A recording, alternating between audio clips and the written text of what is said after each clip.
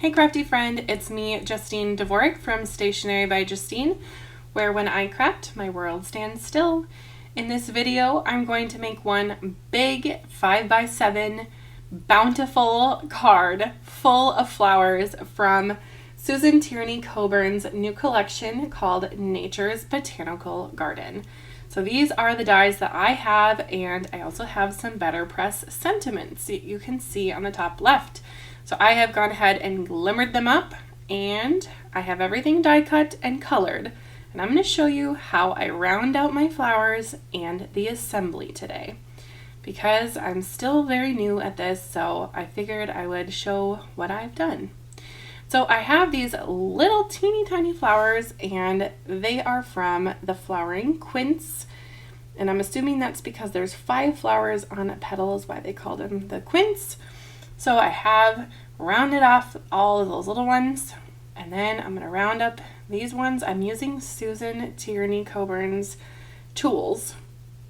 I think they're called garden tools, and I like to use the big ball for basically everything. I know that's probably not what experts who have made her flowers do, but this is what I do, so I thought I'd show you. I always start with them upside down, roll them out, and then flip them right side up and give them a little press. To me, that's really easy for petals. Now, this is the inside of the flower. I like to really round this up because this is going to get rolled up like a burrito. Maybe not a burrito. Rolled up like a beach towel. And I need to have it nice and rounded. So whenever I do flowers like this, I don't have the fancy flower holder. So I go to my plastic, and I use a piece of plastic to hold all of the flowers. I'm sure one day I will grab the flower petal holder, but for now, having a little piece of plastic really works well for this, because if any glue falls under the flower, it won't stick to my surface and I can move them around with ease. But the downside to this is sometimes the petals need a little support, so you'll see that in a little bit here. But here's the middle. I'm just going to put some glue on there, and then I typically take my reverse tweezers like so, and I just basically roll it up. And then the glue holds it in place, and then I kind of spread it out with the tip of the reverse tweezers and really just kind of fan it out as best as I can. Then my reverse tweezers is holding everything together and letting the glue set. I'm putting glue on the tips and being kind of delicate with how much I put on. I don't want to put too much. Now I have these fabulous things, the prills. They are really cool for making realistic flowers. Now I only have this yellow color so far, but they come in all sorts of colors. So I would recommend them for making realistic looking flowers. That looks so cool. Okay, I'm going to put the center in with just a dab of glue. Life hack, 2 reverse tweezers makes everything so much easier. Now that is very top heavy, so I had to kind of let it sit there and kind of fuss around with it, but it all works out. You can use little things on your desk, like I think I use the scissors in a little bit just to support things, but I'll just repeat the process for all 3, and I will just do a little chatting as I repeat that process. So in Susan's collection, you can see the the pink panel that I have on the right there has been embossed. That's with her really cool embossing folder. That is so cool. I love it. I've noticed others so far, like using white paper and then markers and coloring those flowers. I think that's always so fun to color embossing folders. But this is going to be a perfect background for all of my flowers here. So I'm using the flowering quince. That's these little pink ones that I have here. And then I'm going to have 3 of the darker pink flowers there. Those are the azaleas, which I love azaleas. I have an azalea bush outside my house. And then the red flowers are the landscape roses. So those are the 3 I'm using today. There's also a pot that comes with the azaleas, which I think is so cool. And I meant to use a ladybug from that die set, but I ended up not doing it and not remembering until this very moment when I'm doing the voiceover. So I'm sure on my next Susan Tierney Coburn video, I will do a ladybug, because who doesn't love a ladybug, you know? All right. Other than that, there's also a hydrangea, or forsythia. I think that's how you say it. Forsythia? I don't know. But there's some really beautiful flowers. She has tons and tons of flower dyes out there. So if you're looking for a specific flower, there might be a dye for it already. So check that out. Okay, let's do the landscape rose. So I said I use the big ball most of the time. I do. This is the other tool that I use sometimes, which is really kind of rare, but I like to use it on things like this, where I'm following the line of like a fold of a leaf or a flower. But this landscape rose is really cool. You can kind of see the pot in that picture, but I really enjoy making the petal kind of rounded. And here apparently I forgot to do the backside first, but I just want to take this opportunity to remind you that everyone can do it however you want. So if you're making this and you don't want to use the back first, or you forget like I did, it's okay. Just use the front and then the back, like I'm doing right here. Either way, that's fine. But I've seen so many different cards and projects from people using Susan's dyes and making just literally art. It is so beautiful. I can't even describe how beautiful some of these are. I saw on the Maker Facebook, the Spellbinders Maker group on Facebook, someone made, I forgot the flower name, but they added a hummingbird and made this 3-dimensional art. I mean, I would call it art. It's not even just paper crafting. It's beyond. It's so beautiful. So definitely look into Susan's dyes if you haven't yet. You're gonna like it, especially if you're a flower person.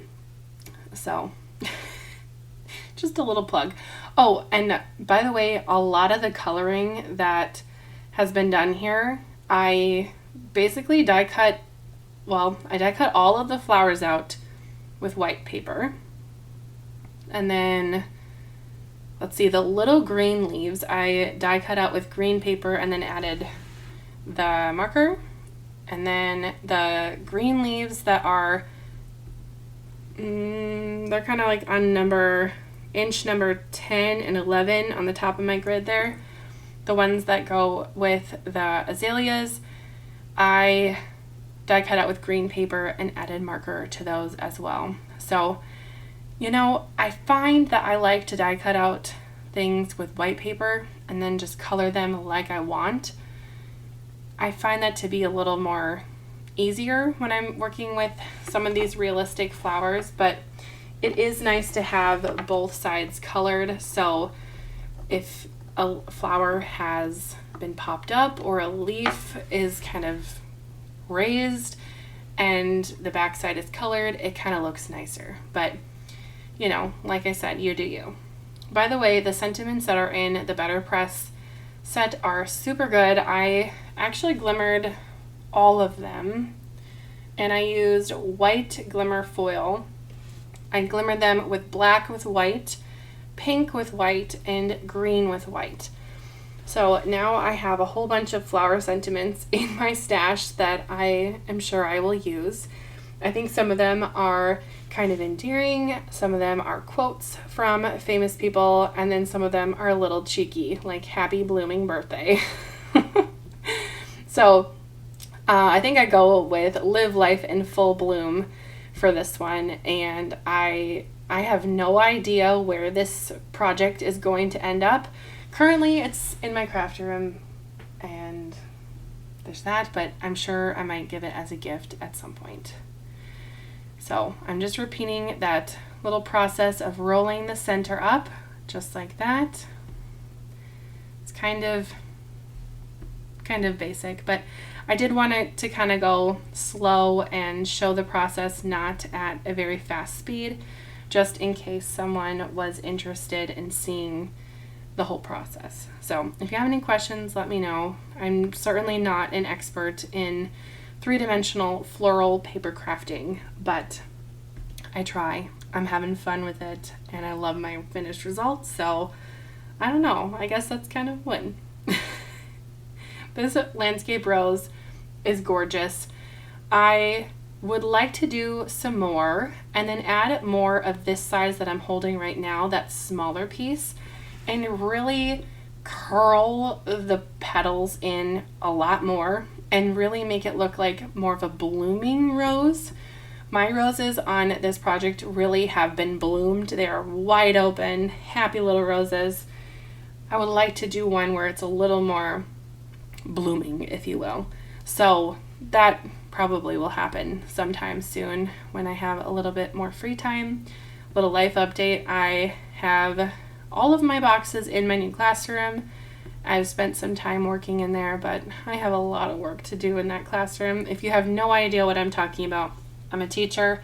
We bought a new school and I moved classrooms. So that's my summer project, as well as working on a little something, or a big something, if you will, from Spellbinders. So if you're watching in the middle of this video, you just got a little bit of a sneaky peek and a little life update. So if you are watching, I would like you to write in the comments kindergarten. Just comment kindergarten and I'll know that you are watching all the way through. Well, at least to this point. All right, well, I'm going to go ahead and start my azalea now. The azalea is pretty simple. There's only 3 pieces to this one, and it comes with that pot with the ladybug. So I really enjoyed making this one. I'm going to start with it upside down, roll the edges, just like that. See, do you see those landscape roses on that little project? Oh, gorgeous. Just gorgeous.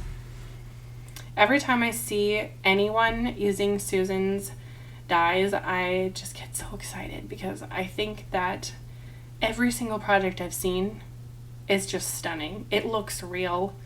Even if you're a beginner and you use these dies, you're gonna get a realistic flower, for real. Even if you don't even add marker, like I did here, it's gonna be beautiful. Trust me. Okay, I have my 2 big petals. I'll put one down and then put another down after.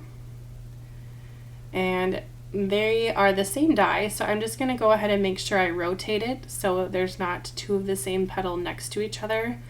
That's not really crucial, but to me, my eye would see that, so I just kind of make sure that I turn it. And I get a little bit fussy.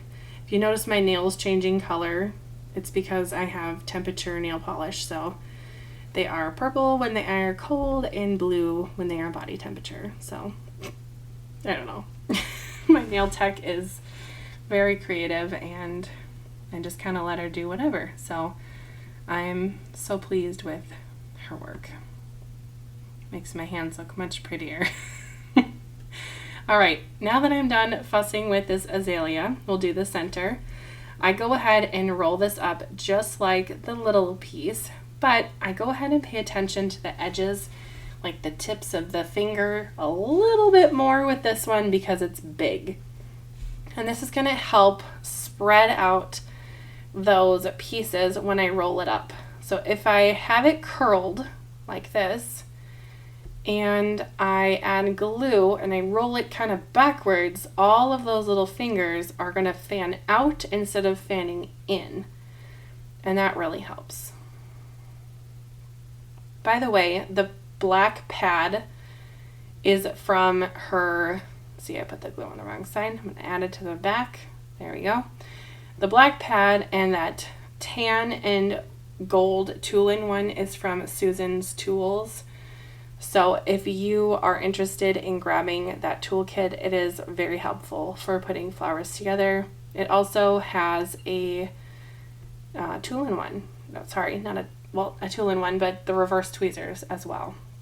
So if you already have a reverse tweezers, Sometimes you need two, like right now. And I also find reverse tweezers very helpful for just general card making, not even for making the three-dimensional flowers. So when you're making these flowers, it is a lot of a little bit of fussing and kind of moving things just a little, or folding a little, or pressing down, or kind of rolling, but it really does make such a difference when you add the little details or press on certain spots and get a totally different look than just making a flat flower, which I have not done in a while with Susan's stuff. To me, they just look better three-dimensional, but you know, to each their own. I put the prills on this one and I didn't like it. The yellow to me was just too bright. Now, like I said before, the prills come in a whole bunch of different colors. So perhaps if I had a different yellow, it would look a little better, but I don't right now. So one day I'm just gonna put the center of the azalea right on there and we'll call it good. One day I'll have more prills, but not today. By the way, Barely Art liquid glue is very helpful for all sorts of paper crafting. I love their glue. I do not card make without it. So, just saying. Here is a slow-mo close-up look at these flowers. So cute and totally doable. You can do this, I promise. All right, I'm going to go ahead and finish up the flowers and let's arrange. So for the leaves, I did not show pressing them at all, but I just kind of curled the edges just a little bit, kind of like the petals, but not much. When I arrange flowers like this, I like to kind of play around with the arrangement and then go ahead and glue them in one at a time, which can seem a little bit fussy and putsy, but I find that when I want to use a sentiment like this card, if I just lay the sentiment down where I want it, don't glue it quite yet, but move the sentiment accordingly to the flowers, glue the flowers, and then put the sentiment down. I do not run out of room for the sentiment. And if that's ever happened to you, you kind of know what I'm talking about. Sometimes you get so excited about a card and then whoops, there's no room for a sentiment. So if you at least set it down on your project, you probably won't forget about it as easily. So another little weird tip for you. All right, sometimes I like to just kind of pinch the little flowers to make them look extra lively. This one got a big pinch, but this landscape rose is just so stunning. I think if you wanted to do like a clean and simple card, which I'm working on learning how to do that, but you could just add one of these on a white card and that would be so pretty. Pardon the grandfather clock. All right, I'll put on my last landscape rose, just kind of tuck her right under that leaf and we'll be all set. Whoops, my reverse tweezers got stuck. Then I will finish off my card with gluing on my sentiment. Now after I finished filming this, I thought this card needs bling, so I went ahead and added the peach new gemstones from Spellbinders onto it. So I don't have it on the video, but I do have a picture of it on the end of the video so you can see the pretty bling, and I really think those rhinestones jazz it up even more, as if it needed more jazz. But you know, I love a little bit of glitter and shine, so I just could not resist. But here is a close-up look at the leaves and flowers. You can see all that dimension. I love the results. Let me know what you think in the comments down below, and make sure to subscribe and like the video if you have liked it, and come on back next time. The next video that I have going up will be tomorrow, and I'm playing with BB Cameron's Cats and Pugs, and I had fun with that collection, so stay tuned. Thank you so much for watching, and we'll see you next time. Bye-bye, crafty friend.